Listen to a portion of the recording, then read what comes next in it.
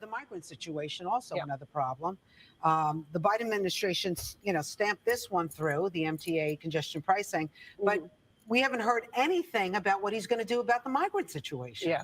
Why not? So, as you know, last time when I was here, we had just passed our Border Security Act. Schumer still has not done anything. He hasn't passed his own bill. If he doesn't like our bill, he should do his own bill to address the immigration issue and reenact border security. And I urge him to do that. But what we've been saying, and, the mayor's out there saying that we should shorten the work authorization time. That's not going to help, by the way. That's not going to help because right now it's 150 days and then you can apply. But when you apply, whether it's 30 days or 150 days, there's such a backlog in court right now.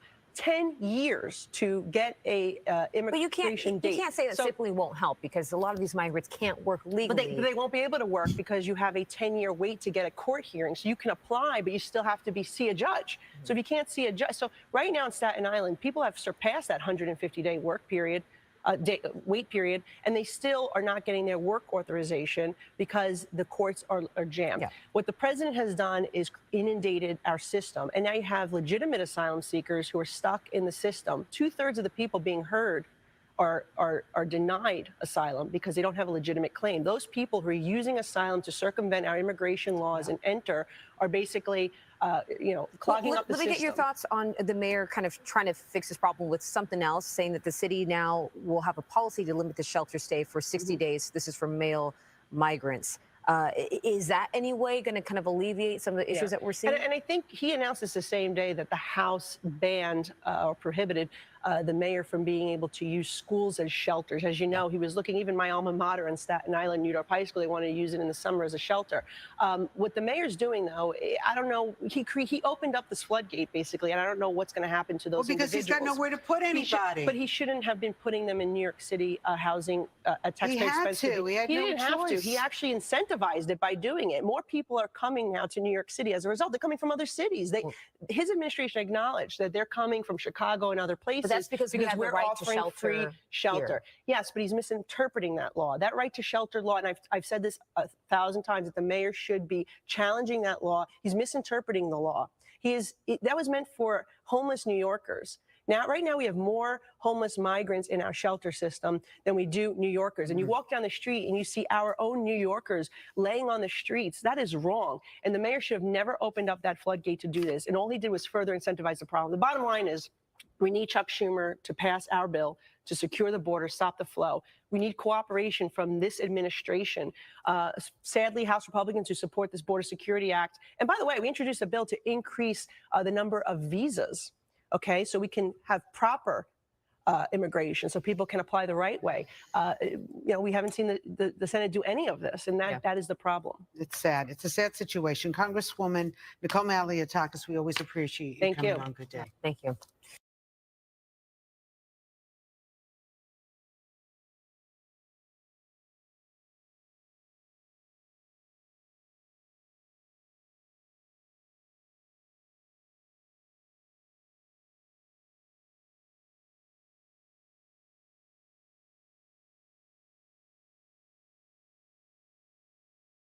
With the mayor proposing new limits on how long the migrants can stay in shelters. We have no more room in the city. Single adult asylum seekers will now be allowed to stay at a shelter for only 60 days. The mayor says the policy is aimed at making room for migrant families with children. Those who don't find alternative housing will have to return to the city's intake center to reapply for new placement. Immigrant advocates are furious. We want everyone to be safe and have a place to be at night. We want the cost to fall on the appropriate parties, not entirely on the city. The state has obligations here, and they need to step up and meet those obligations. Since last year, more than 91,000 migrants have been bused to New York from Texas. The city has opened 188 shelters so far, renting out entire hotels and putting cots in schools. As an immigrant, I now feel a lot of pressure, this man says. While at the southern border, the number of migrant encounters with Border Patrol has dropped significantly since the end of the COVID public health restriction known as Title 42 in May. Cities across the country are struggling to handle this year's influx. More buses keep arriving in California. While in upstate New York and Rotterdam, guests at this motel with luggage in tow are scrambling to find a new place to stay after they were suddenly kicked out. A city councilman says the motel signed a one-year contract to house migrants. Everybody has to leave. And I said, but I'm here for like a month. He said, we don't care. You have to leave. Okay, Gabe Gutierrez joins us now in studio. I guess, Gabe, a lot of people who are going to be watching this, especially critics of sanctuary cities, are going to be saying, you know, these cities invited all these migrants. They're here now, and clearly there's a crisis. Mayor Eric Adams has criticized the Biden administration. He's asked for more federal help. Is he going to get any? Well, Mayor Adams has been saying this now for quite some time, and the Biden administration has been saying that their hands are tied, essentially, and they blame a divided Congress for not fixing what they call a broken immigration system. And I spoke with Secretary Alejandro Mayorkas last week, and he reiterated that. He said the Biden administration has been doing what it could to lower the number of crossings at the border, but he says that it's up to Congress to fix this immigration system. You know, we had somewhat of a shocking story. I want to switch gears here if we can, Gabe, about migrants at the border. And it was a story that was first broken by the Houston Chronicle, where there was allegations that law enforcement was being told to push families back into the Rio Grande, deny them water. I understand there's some developments on that story. Very disturbing allegations. And yes, we now know that Departments of Justice and Homeland Security now say that they are assessing the situation. Again, the Texas Department of Public Safety calls the allegations outrageous. Thanks for watching our YouTube channel. Follow today's top stories and breaking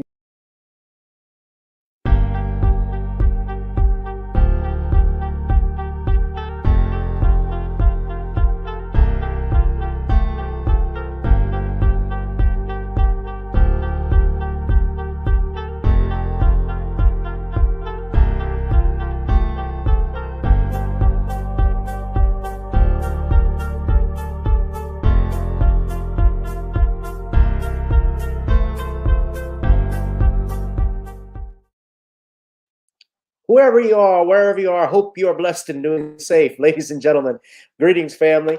Of course, I'm tuning in. You see me without the glasses off today. But if you're looking for some opportunities, particular advertisement opportunities, then look no further at the link at the bottom to my email address. You can hit me up for advertisement opportunities. We are supporting and promoting your businesses here on this channel. You can also, if you would like to donate and subscribe to our Patreon, a link is at the bottom as well. So you have multiple ways in which you can advertise with the platform by emailing me when we go on through our live stream. You also have access to premium content, those that want to see premium content that you will not find here on YouTube or Facebook or Twitter, as I am suspended probably by now. You guys can check out the Patreon at link at the bottom. But advertisement opportunities, definitely email me, gavin.grich1@gmail.com for rates. And for the Patreon, it is the same as the YouTube channel. It is channel gboot2786. All right, I'll holla. Peace. Yo, what's up, family? Welcome to another exciting edition of Random Topic Thursdays here on channel gboot2786. Whoever you are, wherever you are, I hope you are blessed and doing safe. We are live, and I'm coming at you with 5. I haven't used that slogan in a while, ladies and gentlemen. Welcome again if you're watching on gboot2786 on YouTube, Facebook, Gavin Richard, or Gavin Richard on YouTube as well, and Periscope at GavinRich2786. Let us, guys, enjoy ourselves in the embrace of social media, new black media. And we always do this every Thursday. Ladies and gentlemen, it is Random Topic Thursdays, the hottest live stream in the cosmos. We're going to bring in some people first. Bring in our special guests as always, who always comes on this platform. But before I do, our topics for tonight are, as you heard earlier, New York City sanctuary policies falling apart. Carlee Russell faces 1 year in jail due to kidnapping hoax, and Hunter Biden's plea falls apart in open court. We're going to be discussing that all tonight, ladies and gentlemen. Hit that like, share, and subscribe button. Please hit that like, share, and subscribe button. You know, YouTube has us on a shadow ban, so that's why I always ask if people could support the channel by either hitting the CashApp, PayPal, or Zelle. Shout out to Darius from Atlanta, Danielle Meyer. Shout out to her. We have Lamiko, a bunch of people I know that's going to be watching coming in. Darius is always my man. He's always here. So I'm always glad to have him on. Also, ladies and gentlemen, if you want to hit that notification bell for when we go live, especially when you share with people.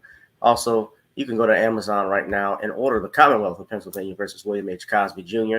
as on Amazon Kindle. That is the best place to buy the book. And without further ado, speaking of books, this man has written over 75 of them. Please give it up for Mr. Sean James, the author of The Man Crisis. What's going on, Sean? I'm good, Gavin. How are you? I'm doing fine. Sean, can you turn your volume up a little bit? A little hard hearing you. It might be the computer. Well, I can hear you. If anybody else can hear you, I mean, my computer volume is up 100%. All right. Well, I'm doing good. We're good. Sean, if you want to do a quick plug-in, you can go ahead and do that tonight. Okay, my comic, John Haynes, The Death Store, is now available on Lulu.com right now. And the 2023 books of the SJS Direct Catalog, John Haynes 1987 and John Haynes Godbreaker, are available in paperback and Kindle format at Amazon.com and all online booksellers. Yes, and also if you want to order some Creole seasoning blends, go to NortheastCreoleBlends.com, ladies and gentlemen. Sean, let's talk about this big news. You had a video on it. You're in New York, in the Boogie Down Bronx. I want to ask you about the sanctuary city policy. So everyone saw the videos that I played earlier.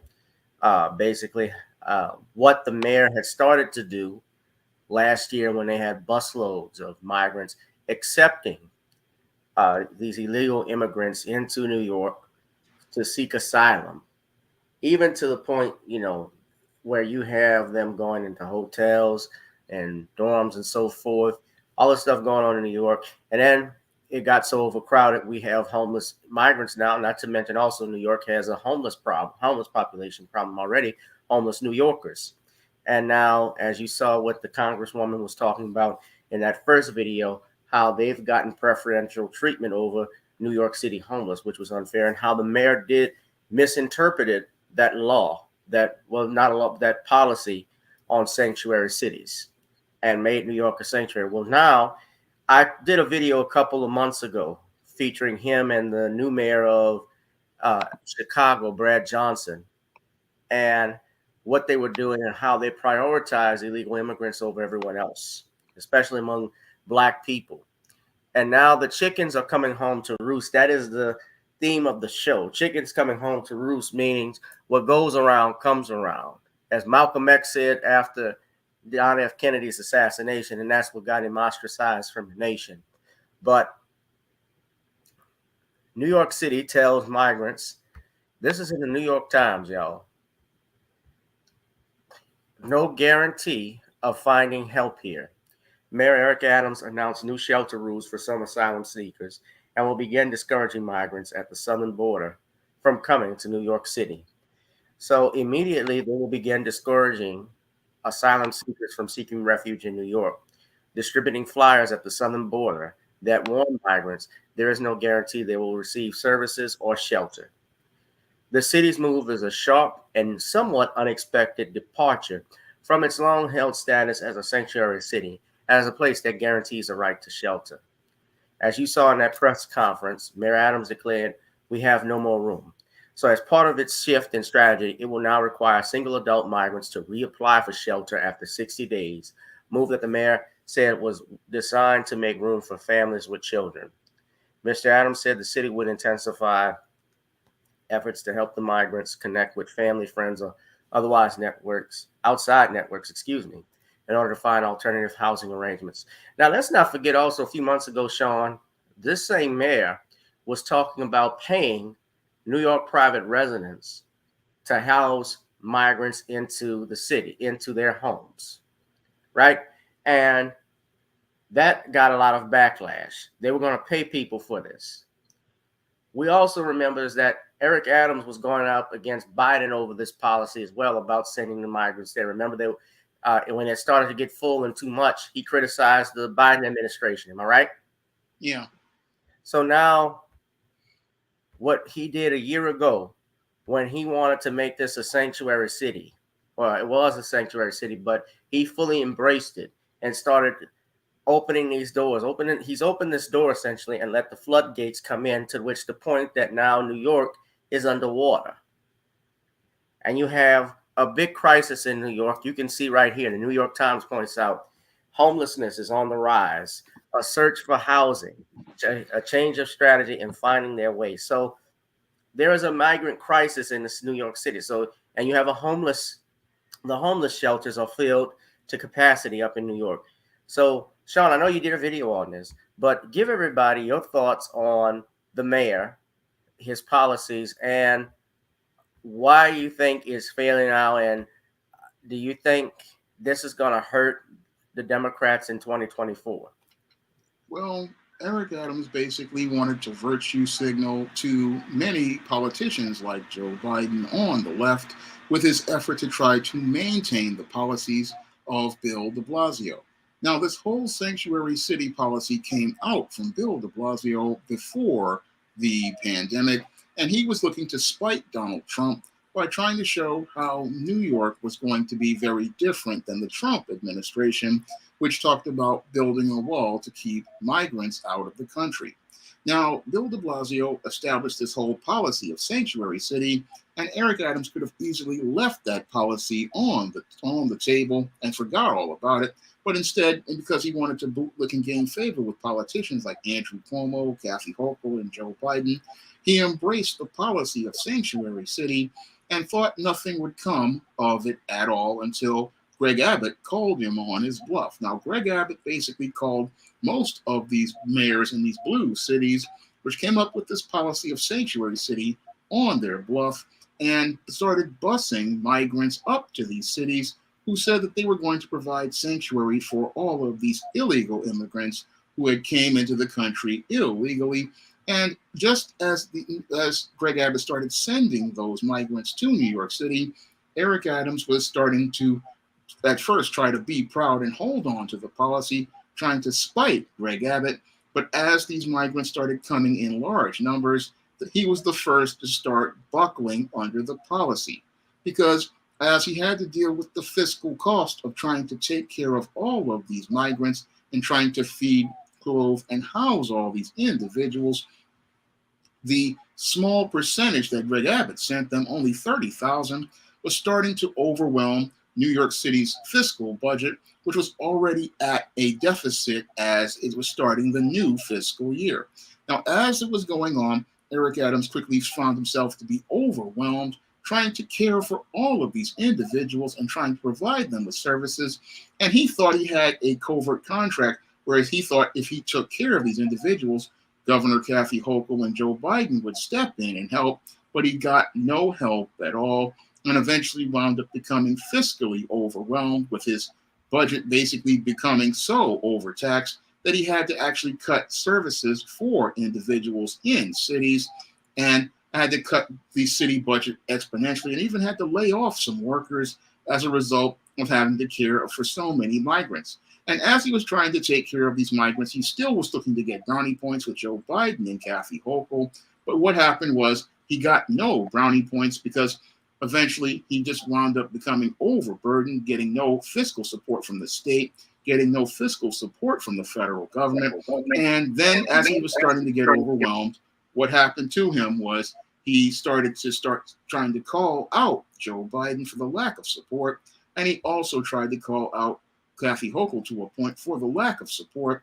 But this, and then even further, even tried to pull the race card, saying that black mayors were being targeted. But all of this fell on deaf ears, and Eric Adams basically started to feel so overwhelmed by all of trying to care for all of these migrants. And he basically then started to do this discouragement campaign.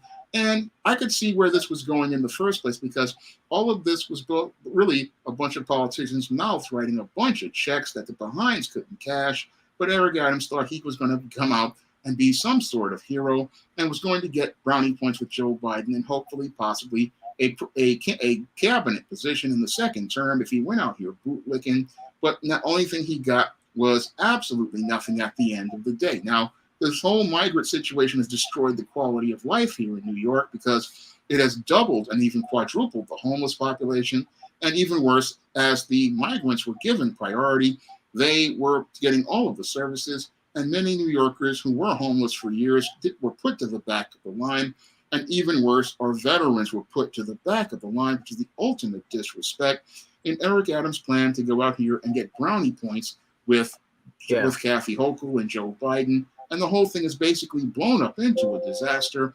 And now that it's blown up into a disaster where Eric Adams can get no brownie points, now he wants to discourage people from coming into the city because the only thing he got out of the deal was a budget deficit and a definite loss in the next primary or even the next election. So how does this, I'm sorry, I want to interrupt because I wanted to ask you something, but finish your point. All of the what? But the whole thing is that this whole thing was all about virtue signaling at first and political brown nosing, and they're using people as pawns. And the sad part about this whole thing is thousands of people wound up with their lives completely disrupted. They thought they were going to get an American dream, but they got the rug yanked out right from under them by Eric Adams because he couldn't get his American dream of being able to bootlick his way into a federal cabinet position.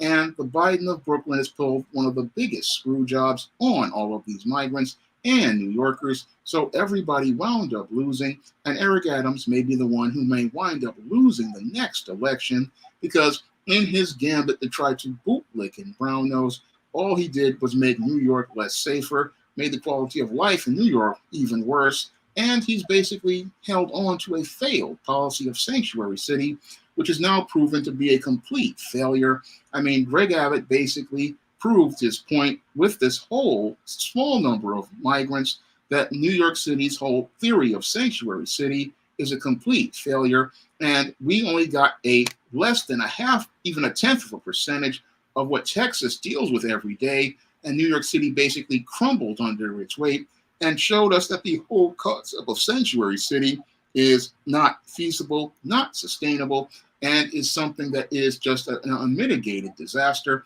And the one thing we hear from Eric Adams that's related to his actions is that sanctuary city has been proven to be a complete failure and a complete debacle, and Eric Adams is the face of all of that failure.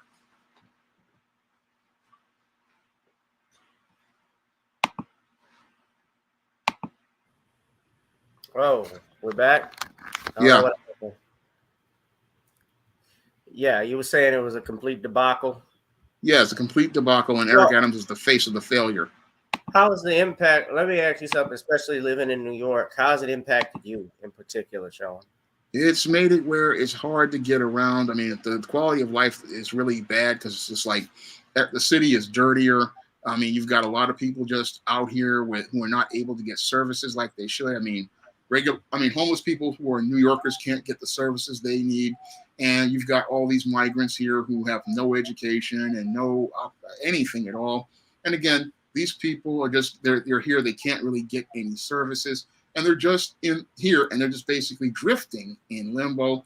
And again, all these people's lives are here and they're making life worse for here in New York because they're going to start adding to the crime rate and other problems. And Eric Adams basically abandoned these people because he could not use them for political clout, but he's just made life in New York just that much worse in this campaign to try to brown nose and virtue signal and pander to the Hispanic community. And all he's done is alienate the Hispanic voters and most of the black voters because he's basically just did this whole migrant game, and the migrant game basically failed. And that's what Greg Abbott wanted to see done. And again, basically Eric Adams played a game. His mouth wrote a check, his behind couldn't cash it, and New Yorkers are now trying to cover the cost of all the losses he's put on the city. Yeah. Eric Adams, I think, so he just became mayor, last year? So he's got about, 3 years left on his term? He's got 2 years left. I mean, he's got 2024 and 2025, and I just can't wait till they get rid of him because he's a failure. His whole term is a disaster. So the election comes up in 2025. Yeah. Yeah, he's going to be a one-term mayor. If the New Yorkers were smart. I don't know how. So a lot of New Yorkers are dumb because they reelected Kathy Hochul, and I had to shake my head at that one. But it's like that New was Yorkers, the governorship. That wasn't the mayor of the city. Yeah, but just a lot of New Yorkers voted for Kathy Hochul. New York City people, they voted for her, and they were just as dumb as a box of rocks. A lot of New York City people reelected AOC. Yeah, special brand of stupid. I mean, I look at them and I'm like, are you this stupid? You get what you deserve, because it's like you go to the polls and you just keep voting blue no matter who, even though you get no results and the quality of life gets worse.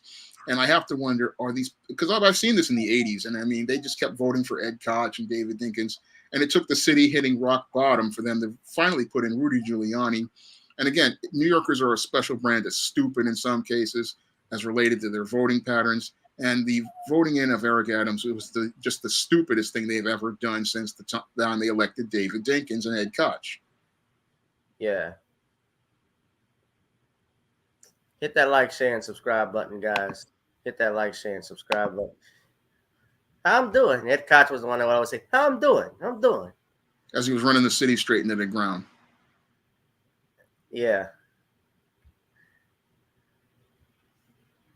I remember he was like the first mayor to host SNL. Yeah. While he was mayor.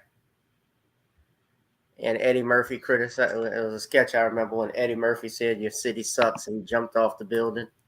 Yeah. Yeah. All right. Well, next we go to Hunter Biden, ladies and gentlemen. This plea deal, this is some big news. Hunter Biden's plea deal falls apart in the middle of the court. Now, I'm going to play this video from Good Morning America. This explains what happened. But essentially, Hunter Biden, had a plea deal that was in place with prosecutors that got rejected by the judge. The plea deal would have helped President Biden's son, from avoiding prison. And it blew up in a 3-hour chaotic court hearing.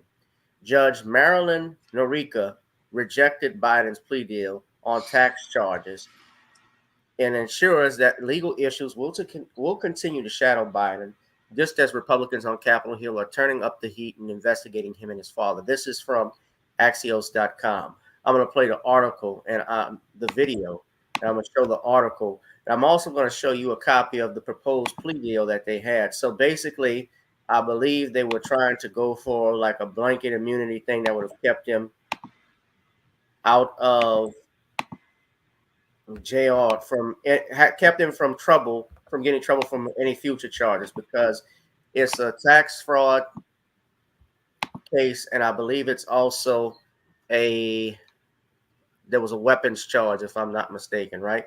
And they would have put Biden on diversion. There's something called diversion. We know what that is. Pretrial diversion essentially means that it allows a person, if they go through, it's a probationary thing where if a person completes, especially a first-time offender, completes certain provisions of a sentence, certain provisions with the court, with the prosecutor's office, they usually pay money and they do classes. Then eventually, after they successfully complete that, the case gets dismissed. Now, that wasn't going to happen here, but essentially what he was going to get was like basically a slap on the wrist. He wasn't going to do jail time. He was just going to have to pay a fine and some money. And I got the proposed agreement right here. They took photocopies of it. And I'm going to go over that with y'all after I play this video. So let's play this video first. Hunter Biden has pleaded not guilty to 2 tax crimes after a deal he negotiated with federal prosecutors fell apart at a Delaware courthouse yesterday. This curveball came as the judge presiding over the case expressed concern over the plea deal. Here to discuss is ABC News reporter Olivia Rubin and ABC News chief Washington correspondent Jonathan Karl. So good to have Good to see you guys. Olivia, I want to start with you because you were in the courtroom yesterday. What were the judge's concerns and what was the reaction? Because people thought this was a done deal. Well, I think the question is, what weren't the judge's concerns? I would say that this deal fell apart almost immediately as they started going through the details inside of that courtroom. The judge really peppering both sides, trying to figure out these various aspects of the deal and what she said concerned her in multiple areas. Ultimately, they weren't able to get there, but it really set off this sort of panic inside of the courtroom. It was sort of a live negotiation that was going on as both the Department of Justice and Hunter's team were trying to convince the judge to let this get through here. You could see at times they were a bit desperate, coming together, huddling inside of the courtroom, going back to the judge. Hunter himself pacing around the room. At times you could really feel that they were trying to get this through there, but unable to. And Jonathan, Hunter's day in court really exposed the new tensions between the prosecution and defense attorneys. What do they stand right now? Well, first of all, the tensions were on the most important issue for Hunter Biden. Look, a Hunter Biden team had been saying all along that he did absolutely nothing wrong. He expected complete exoneration. This plea agreement had him pleading guilty to two tax charges, that he failed to pay taxes in 2017 and 2018. The only reason that he was willing to do that is he believed, his lawyers believed, that this agreement would give him basically blanket immunity for any other charges related that came before the grand jury that they looked into related to all his foreign business dealings, the stuff Republicans talk about every day on Capitol Hill. So when they got... Let me just stop right there. What they're talking about blanket immunity, they thought, as I was saying earlier, that by him pleading guilty, they weren't basically going to pursue any other future charges against him. And this thing going on about his future dealing, like his dealings with Ukraine and his father, that is an issue that has been brought up throughout the Biden presidency. And many people have had questions about it. I've questioned it. I know Judge Joe Brown talks about it all the time. And I think it is important to point out, I believe that this judge in particular, Marilyn Norkia, was a Trump appointee. Now, while that is going on, you also have Donald Trump, I just saw, was indicted on some more federal charges. I won't talk about Trump tonight, but Sean, I'm sure you got the news article about that one or heard about it. Yeah, I've heard about it. Yeah. So she's a district court judge. Marilyn Norkia is the district court judge of Pennsylvania, of Delaware, which is so happens to be where Biden is from. Remember, he was a senator out of Delaware. That's how he got started. Now I'm gonna put the video back on, but this is Marilyn Norkia, and she is the judge in this case. That's her there. All right. So yeah, let's play the video. Let me finish that, and then I'm gonna show everybody the plea agreement.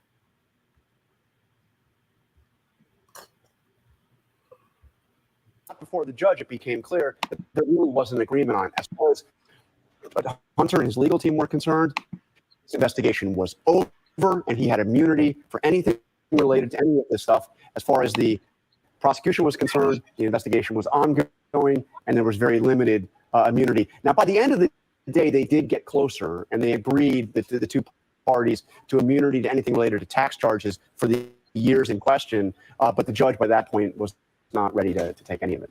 All right.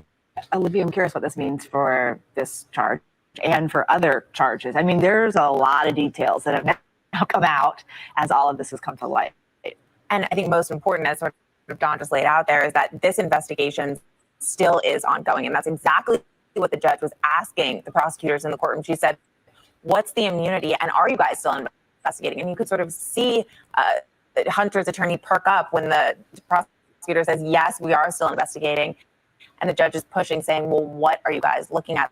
So it's not clear exactly what Hunter is still subject to right now. We know, as John said, that the tax charges are off the table. Some of the drug charges are off the table. But beyond that, still very much an active investigation into the president's sentence, including potential foreign registration charges. But exactly what he's looking at here, not clear yet. And he went into this thinking he was going to put it all behind him. I mean, you have to look at this from the Hunter Biden perspective.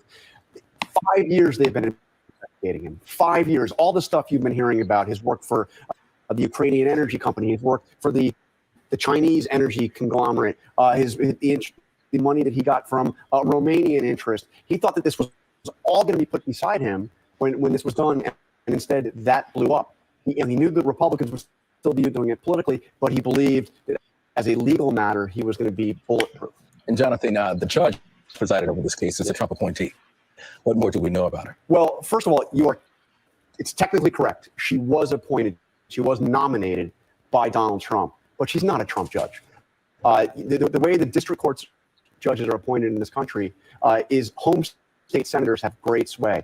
And Delaware has two Democratic senators, by the way, that are very close to Joe Biden. They signed off on the nomination of this judge, and she was confirmed by the Senate unanimously on a single vote against her. So, I wouldn't look at her as a partisan Trump judge. I think that she was identifying very real concerns and not necessarily from any kind of a partisan light.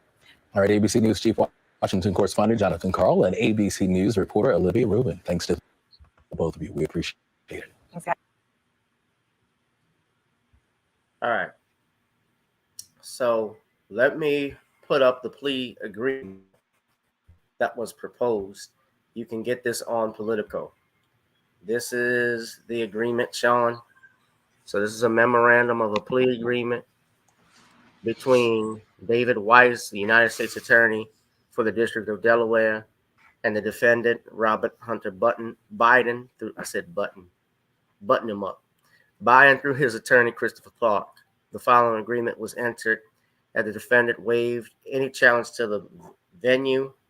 Basically, that's where the district court is located.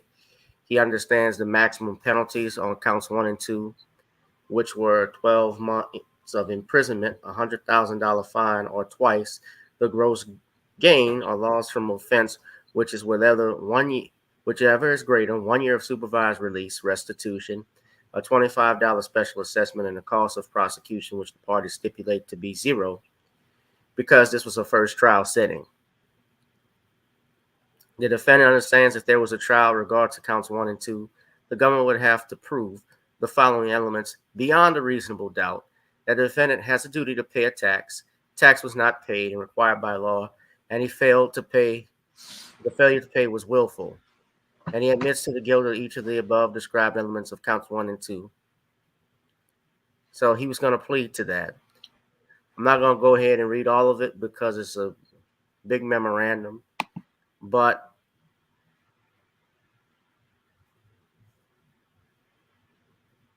basically when a person pleads, and I'm just telling you this stuff from a legal perspective, when a person pleads, they go through, especially depending on if the crime is what we call enhanceable, the judge will ask a series of questions. I've said this before, Sean, what we call boycotting them.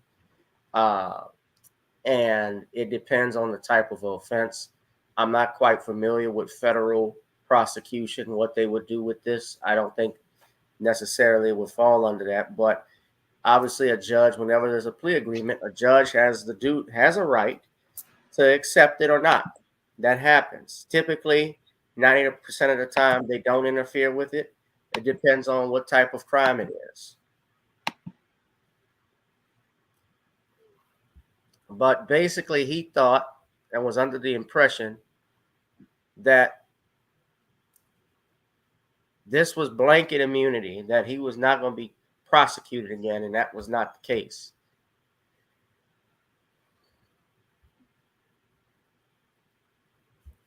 And so they had this memorandum of a plea agreement. Y'all can look at this on Politico if you want. I'm going to post a link in the chat. And President Biden was asked whether or not he was going to issue a pardon for his son if he pleads or was convicted. And President Biden had some words.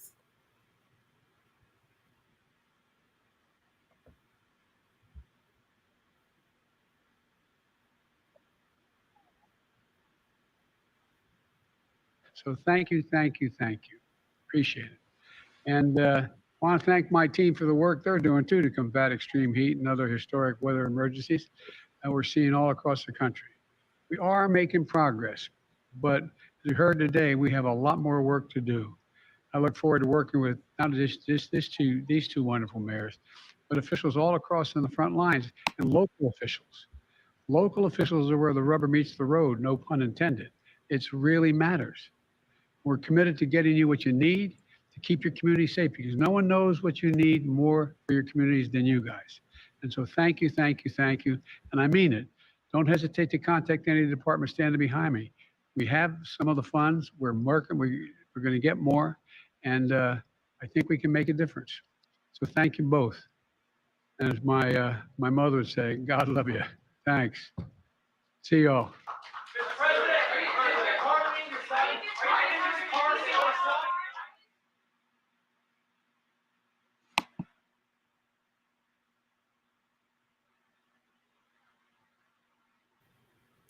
So he was asked, but White House spokesperson Jean Pierre, whatever that girl's name is, she says that Hunter Biden will not get a pardon from his father. That's not going to happen. Sean, can you hear me? Yeah, I can hear you. Oh, all right. Hold on a second. Let me go back to the first question of the briefing. I know you said not a lot's changed since yesterday and that it's a personal matter, but from a presidential perspective, is there any possibility that the president would end up pardoning his son? No. Let me go back to the first question of the briefing. I know you said not a lot's changed since yesterday and that it's a personal matter, but from a presidential perspective, is there any possibility that the president would end up pardoning his son? No. All right, Sean, what is your take on the Hunter Biden trial? What's going on? Do you think this is bread and circuses for the people? Or do you think there's something legitimate that happened? What's your take on it? I think the whole thing was a farce that was just basically set up to try to ram the deal through to get Hunter Biden's affairs out of the public limelight before the 2024 election. And they hope to just try to ram a deal through and try to get everything through to cover all of the alleged scandals that Hunter Biden has been alleged to be a part of. Because this plea deal was originally not only designed to deal with the taxes, but deal with other issues. And the judge basically threw the whole thing out because some of the things here weren't even constitutional, according to some reports. Now, again, the only reason why I believe that she threw this deal out is because it just was so bad that it wouldn't even stand any merits as related to court. And the whole thing, when I look at this whole deal again, is it was just some kind of deal that they tried to slip through because they already know that Biden's approval ratings are at an all-time low. He's not that popular, and the economy isn't doing that great. Most Americans aren't doing well, and they wanted to get this deal done so that they could go out here and go through 2024 without the baggage of Hunter Biden. But Hunter Biden's baggage is still going to plague Joe Biden, and there's nothing he can do about it because there's just so much stuff that he's alleged to be a part of, so many bad deals, not to mention the whole alleged cocaine affair. I mean, what they were trying to do was just trying to slip a deal in under the table, hoping to just make him go away. But the stuff that Hunter Biden is a part of won't go away in the next election cycle, and there's no way to make it go away at all really quickly. And it's not going to get a go away anyway, because people, the more they try to make these deals like this, the more suspect they make the Biden administration look. But this whole deal was a really sour deal from minute one, and it was more than tax evasion because the whole deal with the probation, they basically were trying to make Hunter Biden into Pookie, and we know Pookie can't stay out of trouble, and Pookie's troubles may be the thing that hurt Joe Biden in this re-election cycle. So you think when you said, so I got to ask you this, you said that there was trying to take his stuff out of the limelight. Are you saying that the prosecution, you believe the prosecution and the defense were in cahoots with this? I do believe they were all working together to try to get this story out of the media, out of the papers, trying to get this scandal cleared up. I believe they were all trying to get this all silenced because the scandals that Joe Biden is alleged to be a part of with Ukraine and Hunter Biden with Ukraine, these could explode into major scandals that could possibly cost the Blue Party a lot of elections, like the House and the Senate, and even the presidency. So they basically wanted to try to get this deal done, get it out of the way, because if it stayed, the longer it stays in the public limelight, the more of a can of worms it becomes. And if it becomes a can of worms, it may wind up costing Joe Biden the 2024 election. Yeah. I don't even see him getting, well, it depends on who's he's running against and so forth, but do you even see him getting reelected? Because I don't see Kamala Harris. Nobody really likes Kamala. And let's just be real. People don't have trust issues with her. She's never really seen. She laughs too damn much. It's annoying. She's not presidential. If we can get a strong candidate out there on the Democrat or Republican side, I don't see Joe Biden even making the primaries because he's too old and his administration is too dysfunctional. And all the only thing he does is abuse the American people with his gaslighting and his mind games. So if there wasn't all this Donald Trump controversy, a strong candidate like a Joe Kennedy or maybe a Kristi Noem could come out and basically beat Joe Biden and Donald Trump, because the country really needs a strong leader with some strong direction. And that's the one thing we're not seeing from these candidates today. Yeah. Y'all hit that like, share, and subscribe button, ladies and gentlemen. Hit that like, share, and subscribe button. What you are seeing on my Facebook or in the comment section, I should say, is I am completing up this month of July. It's hot in July, ladies and gentlemen. We have I have a comedy show on tomorrow, New Orleans Comedy Fest 3. I will be there for doing my thing. Like always, we've had a very busy month. So I'll be out slinging some jokes. Come on out tomorrow at 9 p.m. celebrating the 2-year anniversary of Comedy House NOLA. Your boy will be on at 9. Be there on time, ladies and gentlemen. CPT, not CPT time, Japanese people time, as Kid told Play in House Party 1. All right, so I'm going to come out there like David Ruffin.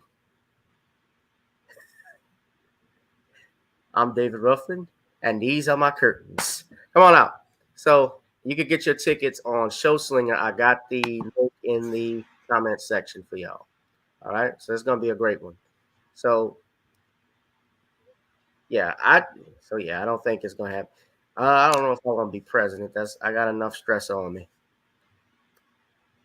Danielle came to my show last Friday, man. We had a great show, Sean. Wow. Out in Houma. She enjoyed it. I rocked the house. So, all right. So, last thing I want to talk about is Juicy Smollett's sister, Jessica Smollett, a.k.a. Carlee Russell. We know Sean has confessed through her attorneys that she committed a hoax, perpetrated a hoax on the state of Alabama. And according to reports now, I have courtesy of the Daily Mail, Carlee Russell, it says here, faces a year in jail as Alabama police prepare to charge her with wasting their time over abduction hoax. So, according to this report, police in Alabama are seeking 2 charges against Carlee Russell after she faked her own kidnapping. Jefferson County Chief Assistant District Attorney, yes, he's an attorney. Attorney Lane Tolbert is looking to charge Russell, who's 26, with false reporting to law enforcement authorities and false reporting an incident. Both are Class A misdemeanors in Alabama, which are punishable by up to 1 year in prison. With Tolbert adding, they advise what we think the charges should be or could be. If any charges are to be brought against Russell, they will be filed by the city clerk of Jefferson County, Bessemer Division's office. Russell returned to her parents' home on July 15 after vanishing for 2 days, with Hoover Police Department confirming her disappearance was a hoax. She admitted through her attorney, Emery Anthony, that there was no kidnapping, saying it was a single act committed by Russell. So there was no kidnapping on July 13, 2023, which was a Thursday. She saw no baby on the side of the road. She didn't leave the Hoover area when she was identified as a missing person. My client did not have any help in this incident. This was a single act done by herself. We ask for your prayers for Carlee as she addresses her issues and attempts to move forward. Now, this is beautiful looking sister, by the way, but she did something so dusty that she not only cost the state of Alabama money, she's also screwed up her entire career. She was fired from her job back earlier this past week. She also is in school as a nursing student. Don't be surprised if the school kicks her out. Because when you join and you're part of these professional schools, ladies and gentlemen, like when I was in law school, we had something called character and fitness. Before you take the bar exam, before you sit, you are required, before you're officially sworn in as a lawyer, you have to take professional responsibility classes. And they look at your character. That is an issue for the bar. And I'm sure in nursing school, that's another issue. So if she's currently there, just think of what her dean and her classmates are thinking of her, because you're a nurse, you're working around patients. There are trust issues that come up. And you perpetuate something like that. You lied. You didn't stop this. You let this go on. And let's be real. I always thought, and you see her mom and dad, it's my understanding, when the daughter was missing, they didn't even call 911. According to the report I saw.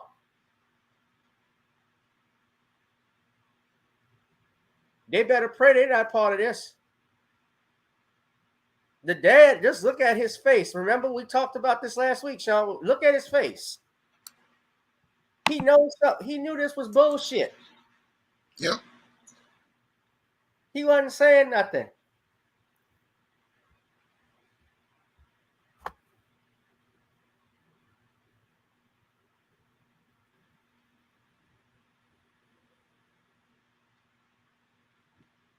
He bucked his eyes like Samuel Jackson when he saw Jamie Foxx riding on that horse. Who's this Negro on that nag? So this video, this was from the press conference earlier this past week.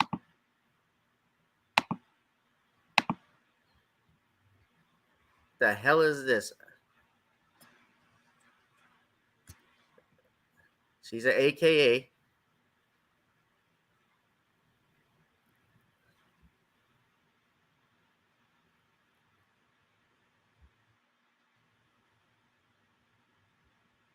I don't really want to see a video about parasites. I'm sorry. I don't know why I hate these ads, but I mean, she has all of this stuff. So her attorney is Emory Anthony, who seems to be a very competent lawyer. I think what she did was smart by lawyering up. I talked about this with everybody this past Tuesday. Seems like he's a smart lawyer, and I would have advised the same thing. I would not have her make any type of statements. Think of your attorney as a filter. After a meeting with the Hoover Police Department about his client, Carlee Russell, who recently faked her own disappearance. WDHN's Robert Smith Jr. joins us live in the newsroom with more on the story that is continuing to gain statewide as well as nationwide attention. Robert, what did her attorney have to say today?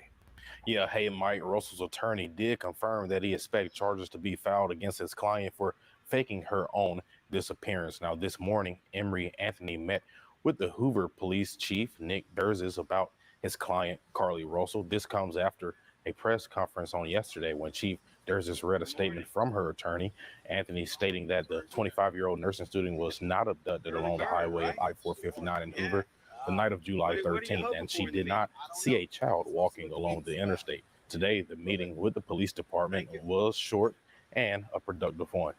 It's a great meeting, a short meeting, just to try to identify some things about where we go from here, responsibilities that we need to take care of.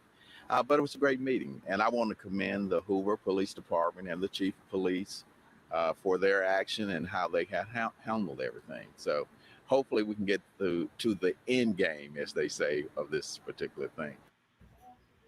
Now, Anthony says he always wants to make sure his client is taken care of as she is dealing with some issues. He also asked for prayers for them all, including the police department at this time. Stay with WDHN as we continue to follow this case on any new developments. Mike? All right, Robert. Thanks so much. And the attorney, he has confirmed he expects charges to be filed against her. So that's why he went over to the police. I got a brother that's sharply dressed too. I like how he coordinates his stuff. Blue eyeglasses, blue suit, blue chips, got a blue shirt on. Not too shabby. You got to coordinate. Sean, Yeah. what do you think? I mean, you've done videos on Carlee Russell. You are, I take it, supportive that charges need to be brought against her. It's my understanding as well that money that was raised through GoFundMe, they're not returning. They can't return that, if I'm not mistaken, for whatever reason. So I would think she needs to, if she really wants to make an impression and start making a penance to people, she should give all the money back. Yes, she should give all the money back, and she deserves to be charged with everything, because when she made that 911 call, she basically committed a crime, because making a false 911 call is a crime, and she should be prosecuted to the fullest extent of the law, because what she did was abuse state resources as related to this so-called kidnapping, which was really a fake. And she really went out here and violated the public trust and made it just that much harder for every other Black woman out here. And we have a lot of Black girls who are missing and Black women who are missing. And she just made it that much harder for those Black girls and those Black women to get some help because of her making this whole hoax up. And again, making up this hoax willfully and intentionally, she needs to be punished. And we need to make an example of Carlee Russell so that people understand that you don't have a right to abuse the 911 system, and you don't have a right to put police on a wild goose chase. We really need to set a standard as related to the women and this kind of stunt that they try to pull by making an example of Carlee Russell. So Carlee Russell came out here and just, again, participated in reprehensible behavior by making that false 911 call, putting out this hoax, and she deserves any punishment, I believe, that she receives, because she clearly committed a crime, and we cannot give her a pass like we do in society. A lot of times women get passes for their bad behavior, but this is a time we need to hold a Carlee Russell accountable, because she, again, put a lot of people in jeopardy, put a lot of officers at risk as they were out here doing a search for her. And her whole attitude and behavior, again, just unethical. And it is sad to believe that this woman was going to be a nurse, because she basically, again, violated the public trust, which means that she's not fit for that kind of job. I mean, I would never want to have this woman in a nursing situation, because if she'd tell a lie like this and pull a stunt like this, there's no telling what she'd do if she were put in a hospital as related to patients or even having access to drugs. So this woman basically threw away her career all because she wanted some attention. I'm sorry, Sean. I gotta go ahead and finish, but I gotta address Norma X, because he's gone off defending Carlee Russell. Well, there's no defending it. She committed a crime. Yeah, how do you defend the indefensible, man?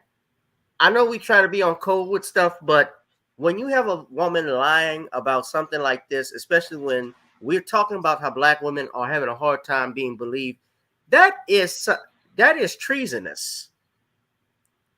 That's wicked what she did. Why this time? She needs to be held accountable. How would you like it if someone defrauded you out of, if you gave money to find her, Norma X, and I don't know if you did, but if you gave money to find her, you're not going to get your money back because she lied. She committed fraud.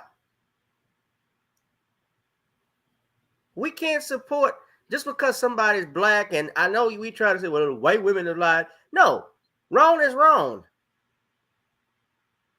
There's no defending this. But there's no defending this, Norma. Why are you defending it? You say she should walk free like Hunter Biden. Hunter Biden hasn't walked free yet. That was a really in truthfulness. What happened yesterday? That was an arraignment. He was gonna plead, but when they said it wasn't gonna, so he could avoid jail time. But when they said they were gonna further investigate him, he walked out. Yeah, not guilty. But go ahead and finish your statement, man. Yeah, well, when I look at this woman, this Carlee Russell, again, she needs to be held accountable. She's committed a crime. I mean, that 911 call is admissible as evidence. And if she takes that money, she basically will be possibly have to deal with fraud, because that's already damaging her tarnished reputation. And she basically destroyed her entire career in less than a couple of seconds, all to get a little of attention. And that's the whole thing that really shows how dysfunctional this woman is. She wasn't thinking about her long term. All she was thinking about was getting a little bit of attention on social media and getting people talking about her. And she threw away her nursing career. She threw away her freedom. I mean, this woman basically, again, destroyed her own life, and she deserves to be punished and held accountable for all of the criminal actions she's participated in. Yeah, normally that's some bullshit you talking about, man. For real. Every black person ain't righteous. You know that. Look at what happened with Malcolm X, Dr. King. They had black people that sold them out. They go to, I'm not going to say if they got arrested and say, well, white people get away with murders before. No, we can't have that shit.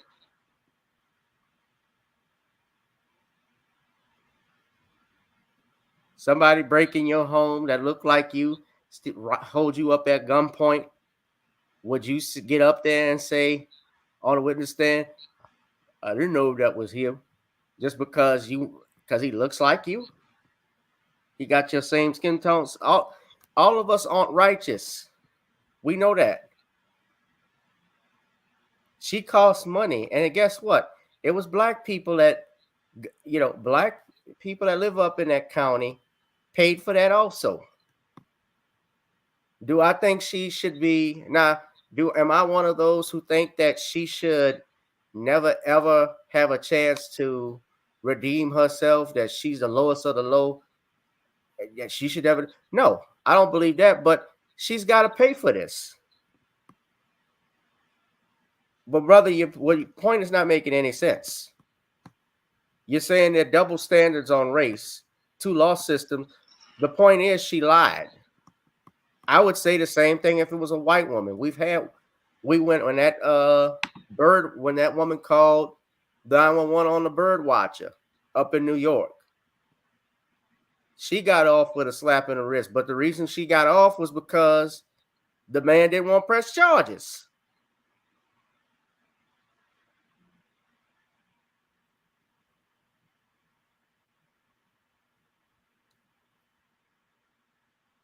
She need to be held accountable for it. No, don't come to her aid. Dude, want to play count and save him? Yeah, please don't do it. Don't do Dr. Umar on here. Dr. Umar got black men upset going at him because he's defending. He was taking up for Suki Hana. Because we were trying to save those who cannot be saved. Don't be no simp, Norma. Please don't. She got to take this L, man. Like Willie D said. I'm as pro-black as they come. I stand for my people, but when they do shit like this, because this actually hurts us. This hurts us.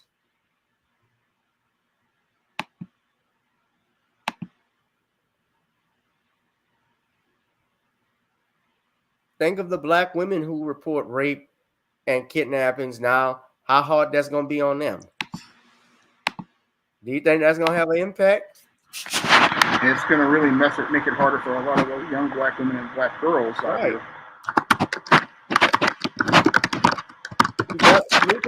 You definitely need to pay the money back. Oh, Sean, I got to mute you, man. That's noise. Oof. Sean is on the keyboard clicking. I mean, he's tapping like Bojangles. Bojangles and Sammy Davis Jr. and Gregory Hines all came together for a reunion with Savion Glover. All right. We're going to wrap this one up. Sean, do you have any more? Well, let me see.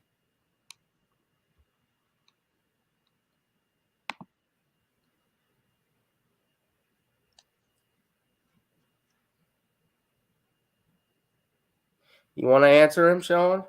No, I don't. I need to answer a simp trying to play Captain Save him. I mean, the only thing I see him doing here is trying to play Captain Save him, hoping that he'll get some brownie points with women. But all you're doing is enabling more bad behavior. And we can't keep enabling this kind of behavior, because what Carlee Russell did basically was going to put a lot of other black women's lives in jeopardy. I mean, when another black woman who has to deal with a predator or deal with a situation makes a call to 911, she's not going to get any help. And this is going to make it just that much harder for women out here.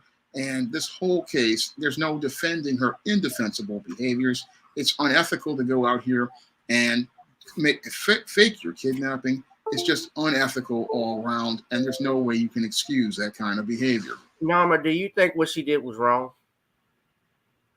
That's the question I want to. You think what she did was wrong? If you think what she did is wrong, then the next question is, do you think she should be punished? You're saying she should walk out free. So you obviously, okay, you say 1,000%, but you think she should walk out free. So if you say that, hold on, I gotta mute Sean again. If you say that she should walk free and escape, basically what you're saying is this acting like this never happened. But no, you're saying like this never happened. And it's not a big deal, despite the money. Here's the thing. You say punish but lightly. What about the $67,000? That's not lightly.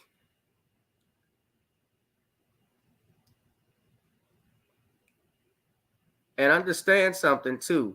The fact that you took away resources from other serious cases. There are murderers out there in that county. There are rapists. There's real kidnappings. You're taking away. Bro, we ain't talking about Ukraine. Okay, wait. You talking about Congress and war. This shit, come on, man. You're comparing a chicken McNugget to a Big Mac. You're comparing a chicken McNugget to a prime rib. We're not talking about Ukraine. That's a horse another color. We want to talk about Congress giving money to another country. That's different. We talk about that anyway.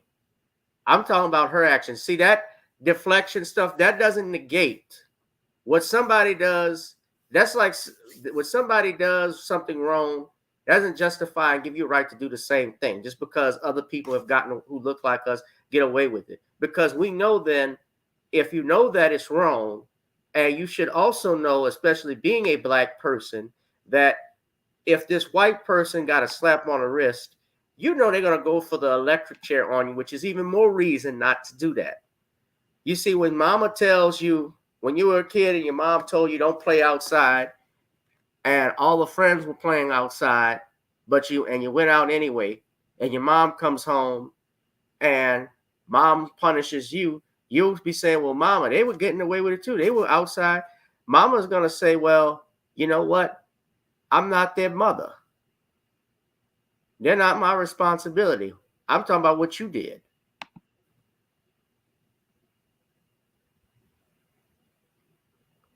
So don't excuse this stuff. I'm not saying she should never have nothing to do with her and she should never make a living or anything like that, but she needs to be punished as much as she can. I'm being real. And this is coming from a defense attorney.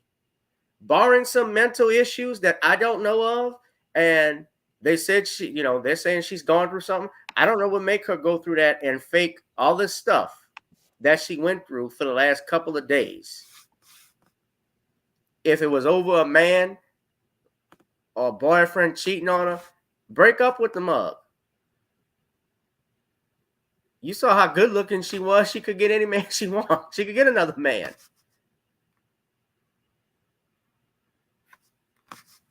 Can't defend. I don't get it. Y'all make sure y'all purchase The Man Crisis as well as The Woman Crisis by Sean James. Also, he does a live stream on YouTube tomorrow. I don't think he's picked the topic yet. Topic has been picked. Oh, have you? What is, okay, I stand corrected. What is the topic? I have a guest, Chris from Chris and Company, and we are going to be taking a so-called ultimate black man to the barbecue. This beta male is an individual we have to take to the barbecue, and we're going to be having that roast at 10 p.m. tomorrow night. Who's this? Chris from Chris and Company. You'll be No, who's meeting. the beta male you're talking about? We're talking about this guy called the Ultimate Black Man, and he's a guy he has been on YouTube for about a minute and disappeared for a minute. And he's this guy. He's pretending like he's some sort of dating coach and high value man. And we're going to be going in depth onto this Ultimate Black Man. He's on Facebook. He calls himself the Ultimate Black Man, but his life is nothing like he presents. So we're going to be going in depth, and I'm going to be talking about how this guy definitely is a man in crisis and how he is the type of man in crisis you really need to, if you're a woman, look out for. I respect you too, Norma. Always come back. I just didn't. You're entitled to your opinion, and I certainly won't. You're entitled to your opinion. I encourage everybody who has a difference in opinion to make that known, but I'll just push back. I don't agree with that. So I'm glad we can end it peacefully. Blessings to you and your family. Come back. Don't be no stranger, man. Always comment. All right. Well, that's good. So, ladies and gentlemen, I'm going to wrap this up. Of course, you can purchase The Commonwealth of Pennsylvania versus William H. Cosby on Amazon Kindle. If you are in the New Orleans area, ladies and gentlemen, come on out to the Comedy House NOLA at 9:00 p.m. I showed y'all a flyer from that earlier, and that is my latest comedy show. My next show that I'll be at, I'm at the Comedy Festival. I'll be doing some time, which is about the closest you can ever hear Gavin Richard doing time is comedy. It's not the other time I'm doing. Let's go crazy. I'll probably end up in there with Carlee. If I go nuts one day. Hope not. But yeah, I'm going to be doing some time tomorrow at 9:00, July 28th at Comedy House NOLA. Be there, ladies and gentlemen. And the next thing we got going on, I'd ask you all to please support this channel by donating to the CashApp, PayPal, Zelle. Support us since the channel is not monetized. All right. And of course, purchase some Nani's Creole seasoning blends. Try it on chicken, meat, or fish. Nani's goes great with every dish. And also gotta get on up in Video Soul on iTunes. Sean, do you have any other thing you want to say? No, not really. Unless you want to pick up the John Haynes 1987. It's available in paperback and Kindle format. And you can get the John Haynes comic book on Lulu.com.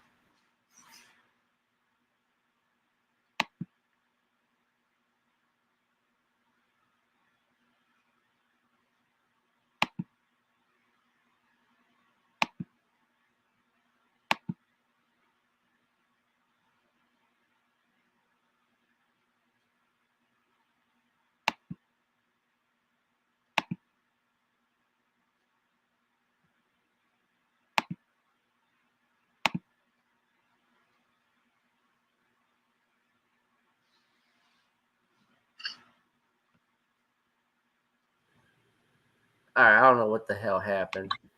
It looked like Computer Robots is just picking up. Yeah, he forgot. All right, Sean, if you don't mind, I want to ask you something after I end the broadcast, just for a minute. And ladies and gentlemen, thank y'all for tuning in. Computer Robots, it's super late. Even Canada believes in CPT time, huh?